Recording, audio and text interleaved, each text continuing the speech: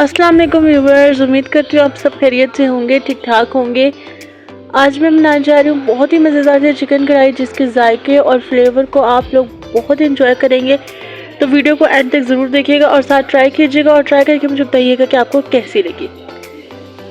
अब हम सबसे पहले स्टार्ट करते हैं चिकन से, जिसको मैं अच्छे तरीके से वॉश कर लूँगी सबसे पहले।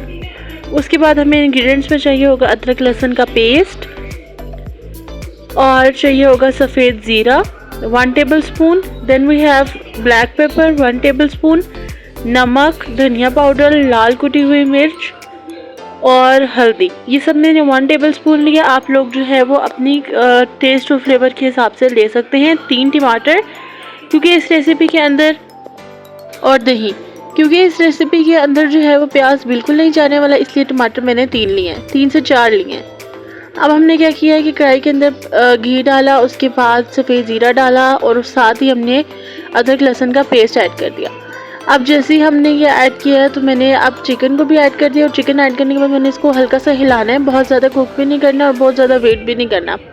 इस पॉइंट पे मैं क्या करूँगी कि जो मैंने टमाटर कट किए हुए थे हाफ में, बिल्कुल उनका छिलका उतारने के बाद मैंने इनको प्लेस कर दिया इस तरह से, और 15 से 20 मिनट के लिए मैं इसको ढक दूँगी, जिससे क्या होगा टमाटर भी सॉफ्ट हो जाएंगे, चिकन भी कुक हो जाएगी और हम अपने मसाले डाल के भुनाई कर लेंगे। तो जितनी देर तक मैं ये सब प्रोसेस कर रही हूँ, मेरी आपसे रिक्वेस्ट है कि अगर आप चैनल पर न्यू हैं तो काइंडली चैनल को सब्सक्राइब कर लें, वीडियो को लाइक शेयर करके अपनी राय ज़रूर दीजिएगा। अब इस पॉइंट में मैं हल्का पहले तो मैं मसाले ऐड कर लूँगी और उसके बाद मैं हल्का हिलाना शुरू करूँगी। जैसे ही तो आप देख सकते हैं टमाटर इतने सॉफ्ट हो चुके हैं कि वो खुद ब खुद ही बीच में मिक्स हो रहे हैं। अब यहाँ पे हमने करनी है भुनाई। जितनी अच्छी भुनाई करेंगे उतना अच्छा फ्लेवर आएगा और उतने ही मज़ेदार जो है वो आपकी कढ़ाई तैयार होगी। अब यहाँ पे आप देख सकते हैं कि जब भुनाई मैंने कर ली है अच्छे से, तो इस पॉइंट पे मैंने इसके अंदर ऐड कर दी है काली मिर्च, जो कि मैंने 1 टेबलस्पून ऐड किया। आप लोग अपने फ्लेवर के हिसाब से ज़्यादा भी कर सकते हैं और कम भी। जैसे मैं देखूंगी कि ब्लैक पेपर जो है वो इसके अंदर मिक्स हो गई है, मैं ऐड कर दूंगी दही को, और दही ऐड करके हमने वेट करना है। सबसे पहले चम्मच हिलाने और फिर वेट करना है कि घी जो है वो अच्छे से ऊपर आ जाए और ये जो ग्रेवी है वो हमारी तैयार हो जाए। अब हम जो है वो मज़ीद इसको 5 से 7 मिनट के लिए ढक के रखेंगे, और फिर जैसे ही हम इसको डिश आउट करेंगे तो ये बहुत मज़ेदार सी तैयार हो जाएगी। आप लोग जो है वो इसको डिफरेंट चीज़ों के साथ सर्व कर सकते हैं और ज़रूर कीजिएगा।